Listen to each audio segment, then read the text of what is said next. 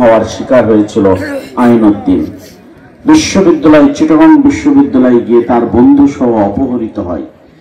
এরপরে আর খুঁজে পাওয়া যায়নি। একদিন খুব সকালে আইনউদ্দিন ভাইয়ের আব্বা আসগর তিনি বিশ্ববিদ্যালয়ের সভাপতির কাছে যে বলছেন, বাবা আমার একটা রিক্সা ডেকে দাও। রিক্সা ডেকে দিয়েছে। রিক্সাওয়ালা সারাদিন আইনউদ্দিন ভাইয়ের আব্বার সাথে ঘুরেছে। সন্ধ্যাবেলায় সে বিশ্ববিদ্যালয়ের সভাপতিকে বলছে, স্যার যেই লোকটা আমার রিক্সায় চড়েছিল এই লোকটা কি পাগল? বিশ্ববিদ্যালয়ের সভাপতি বলছেন, কেন? বলছেন, না এমনি জিজ্ঞেস করলাম। তখন তিনি বলছেন, রিক্সাওয়ালাকে টাকা দিয়ে বললেন তুমি চলে যাও।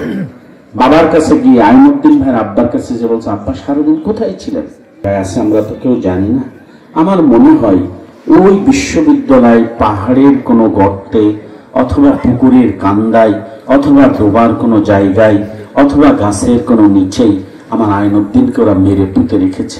এটিকে তুমি আইনউদ্দিনের কবর ভেবে আইনউদ্দিনের কবরটা তুমি জিয়ারত করে আসবা আর আমার সালাম পৌঁছে দেবা।